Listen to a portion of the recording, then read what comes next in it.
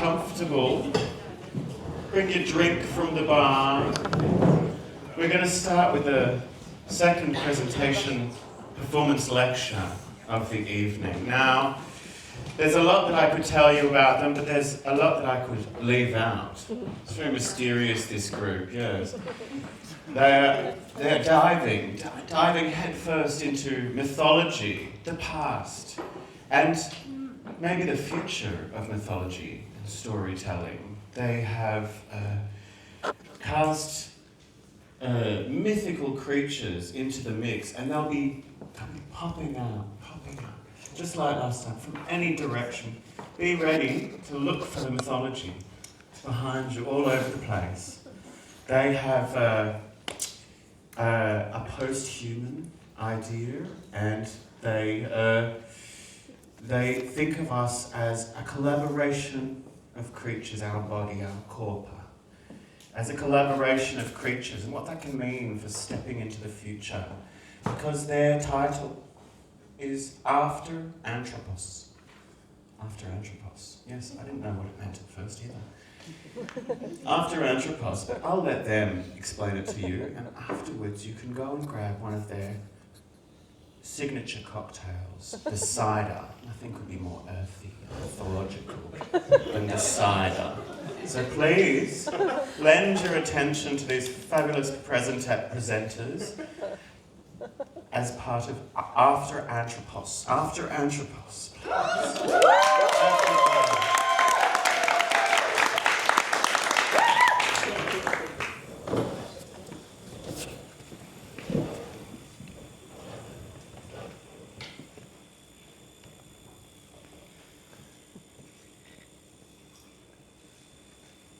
Dear audience, welcome to After Anthropos.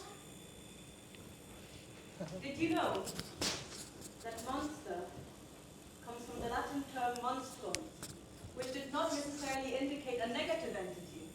Rather, it meant an omen, the arrival of something new and different, something outside of the ordinary, a marvel, a wonder. In that sense, embracing monstrosity, the othering created by societal norms, means striving towards wonder.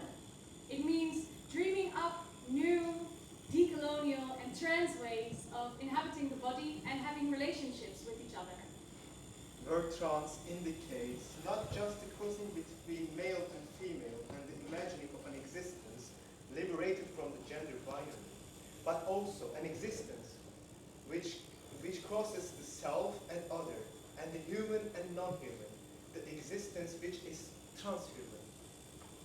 What stories can we tell for a future of humanity absent?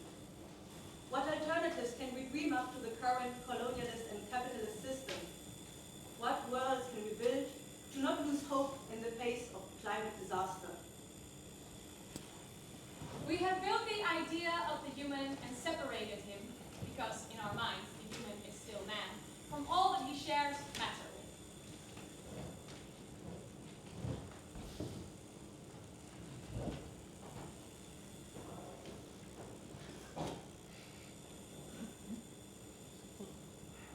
Word.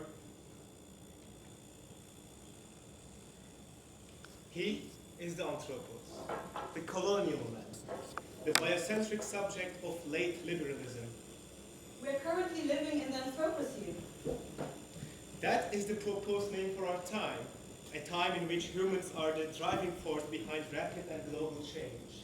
The Anthropocene is the result of centuries of the human separating himself from the rest of the world, through taxonomies of science and biology, through constructs of race and sex. And now we look at the world in terms of human and non-human. And in the hierarchy of life, we deem our own needs as more important than those of the rest.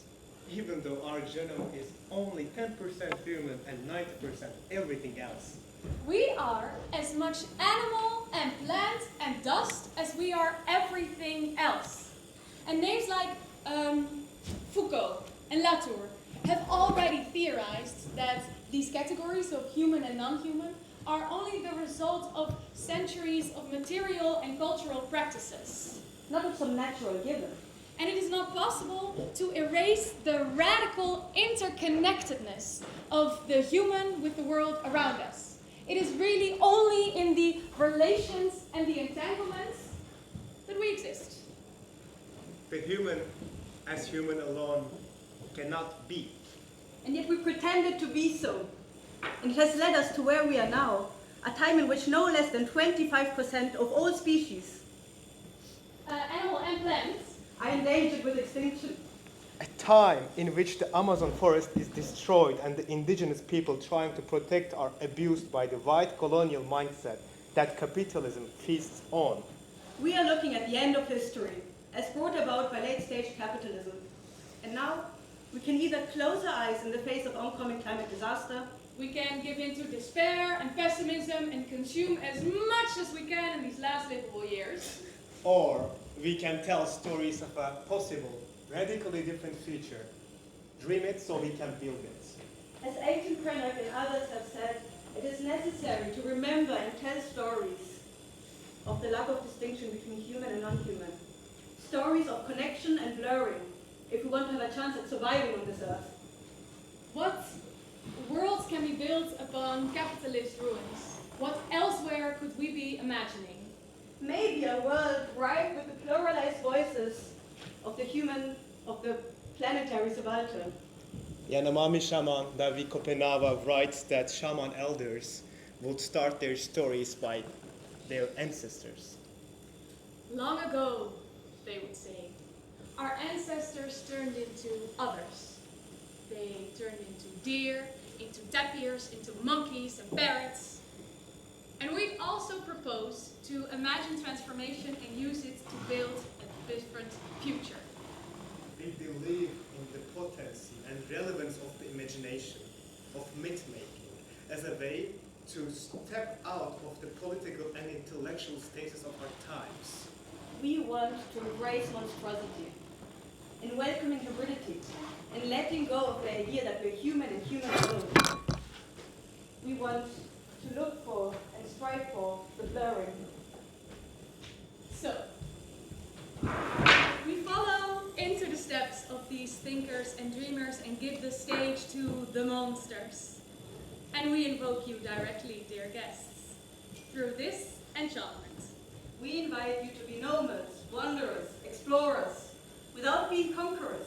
We invite you to be storytellers, to sit down and ponder and imagine. We invite you to be hybrids and strange. To be queer and different. To be useless and lazy and messy, and we invite you to rest. We invite you to be a tree, a fox or wind, river or mountain. We invite you to learn as many languages as you can. Then forget them all. We invite you to change shape constantly. We invite you to dream.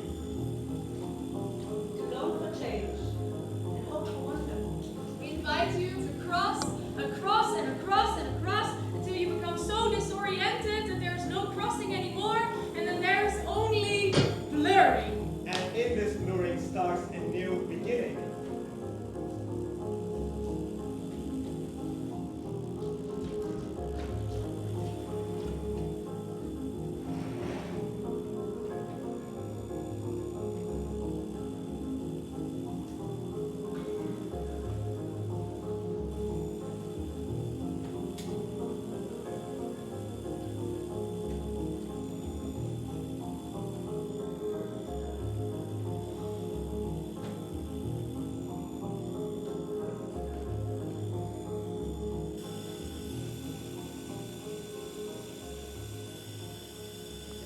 Once upon a time, there was a solitary tree, a curious fox, and a wise winged creature. They all longed for change. They all hoped for wonder. They all were much more than their names would suggest. They were entangled entities encompassing bacteria and dust and water and earth. But these are the names we will use for them in this story. to make it easier for the limited scope of our contemporary language, which often does not hold space for monsters in its mouth. The tree grew at the limit between sky and earth, and only knew the horizon. Many imagined that the tree had been a girl once. They imagined it had been the beloved of an alchemist or magician who had loved her so much he decided to reassemble her atoms into the shape of an oak tree with solid roots firmly digging in the earth, with wide, long arms, with many, many hands. They imagined he had done this as an act of love. He knew the end of the Anthroposophy was coming, and he did not want her to be part of it. We do not know what she thought of this. So she transformed and became an it. It did not remember it had been human before. It forgot everything about its own life. In usual myths, we would now follow the alchemist and his journeys, his heroic efforts of trying to negotiate with the leaders of the world to avoid the end of humanity. But in this myth, we leave the Anthropos behind and concentrate on the tree. The solitary tree, living at the limit between sky and earth, stood witnessing the passage of time, longing for change, hoping for wonder. Unaware of it, the tree was not alone in this wish. There were other creatures searching for something, but never finding it. One of them was a four-legged being. We could liken it to be a fox or a wolf, but in the very least, a child of the forest. And it was shadowing the tree. The old humans would have made this creature the villain of the story, a devourer of grandmothers and children, a trickster, a voracious and a savage thing.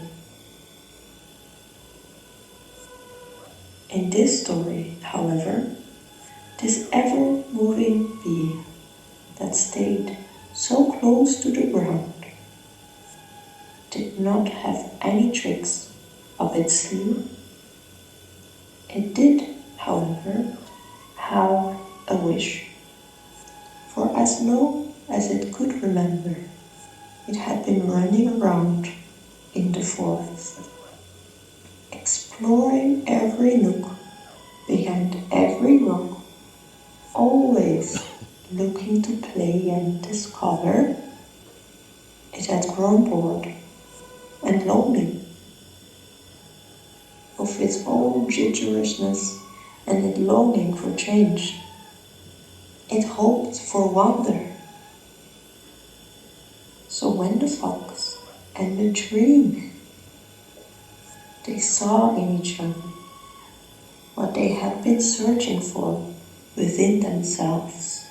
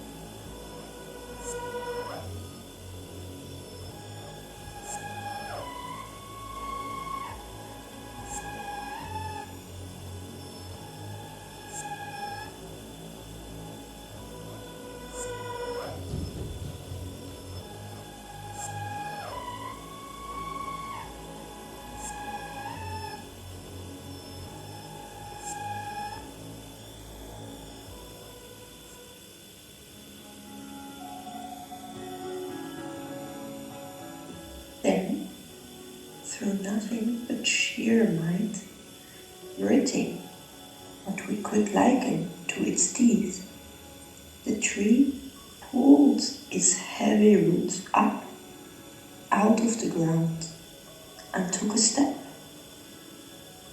and then another, and another. The walking was not easy. It was heavy and tiring thing. Each step another challenge, heavying and creaking like an old machine, but it was walking nonetheless. And oh, how wondrous was the walking! The fox jumped around the roots of the tree, playing with its falling leaves, encouraging it to go, go and go. In turn, the fox learned to appreciate the calmness in staying still, not waiting, but just being. Both creatures becoming each other, just a little. And so they went, straight ahead through the forest, until the two newfound friends reached a wide, deep river. The tree stopped its walking and looked across the water, and it was quiet. There was no way for them to cross the river. For that it was too wide. It had had a taste of change, of growth, and already it was stopped. Why was this existence so hard, so limited? Again, the tree longed for change. It hoped for wonder. In the distant clouds, a wind rushed and rushed. We might call it a wind, or we might call it bird, or we might call it air, but we will call it a winged creature, a no.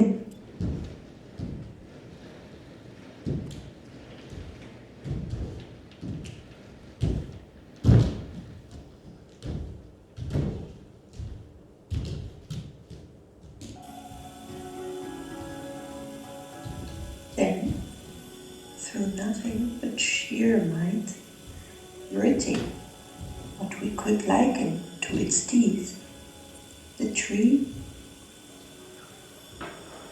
and so they went, straight ahead through the forest, until the two newfound friends,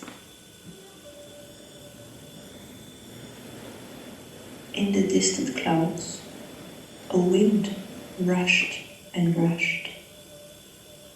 We might call it a wind, or we might call it bird, or we might call it air, but we will call it a winged creature, a nomad of the skies.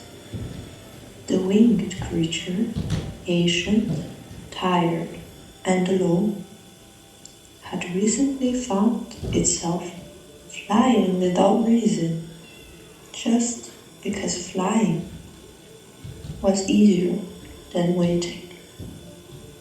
But now it needed rest, and perhaps even more, some place to belong to.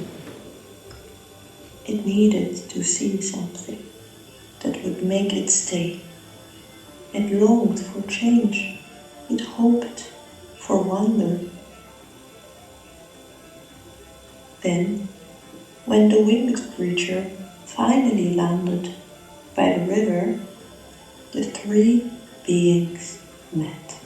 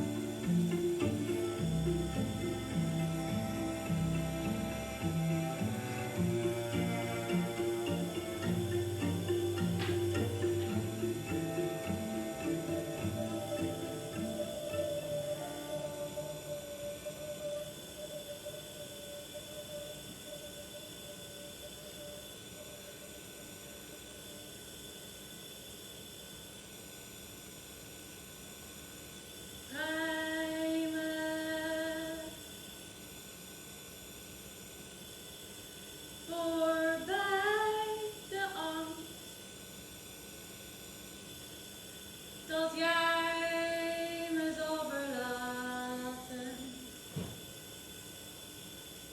Liegen duurt het langst,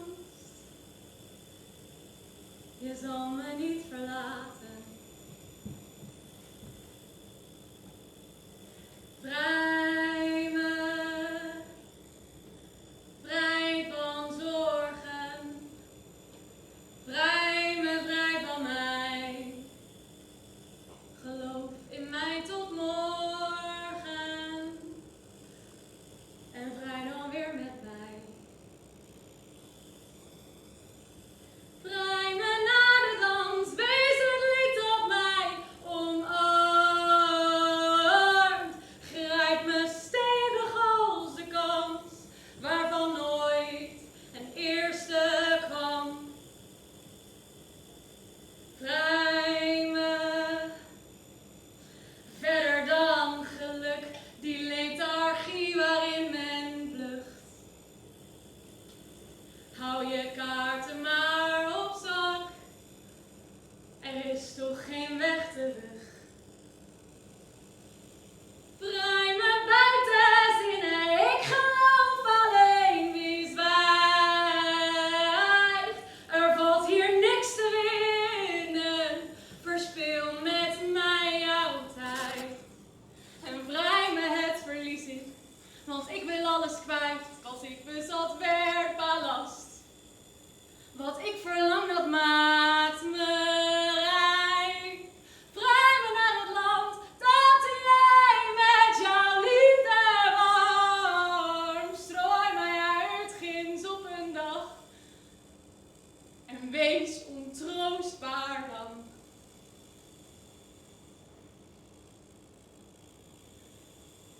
Vrij me,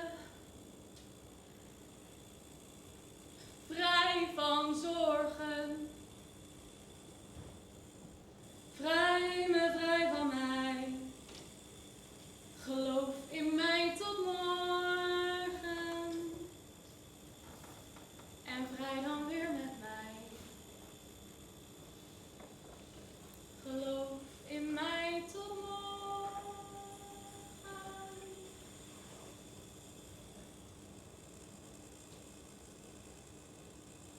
And so, the three beings, the tree, the fox, and the winged creature, transformed into each other, become each other, until it was no longer clear which one had originally been which.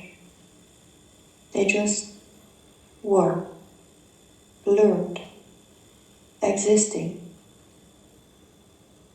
The once tree eventually crossed the river, as did the once fox and the once winged being.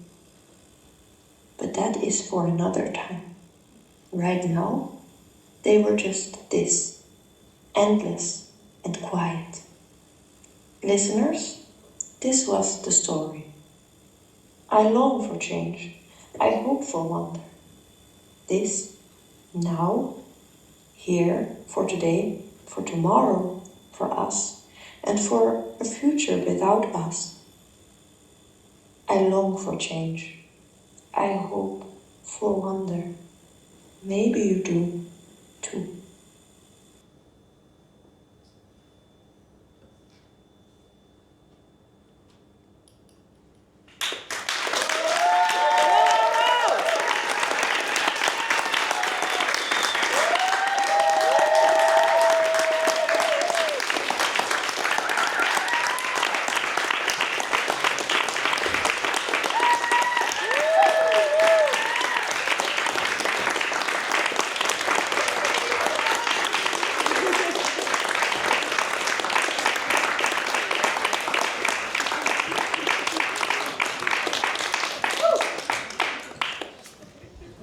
Wonderful. One more. Come back, please, After Anthropos. Come back for one more round of applause for Alpo, Felicia, and ever. Lovely. I wonder myself, after all that mythology, I wonder if there's a cider over there for me to bring you on over to. The drink of choice for After Anthropos is a cider. Now I will ask also the other performers to come back and take another little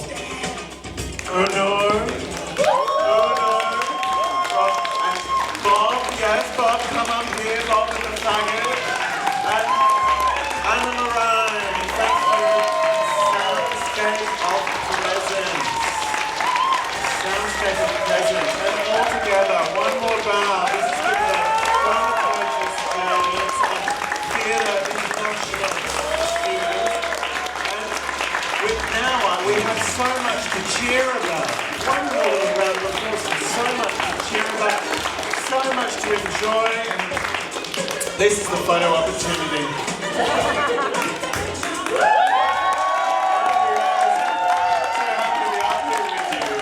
Big thank you also to Sergio and Gigi, our technician.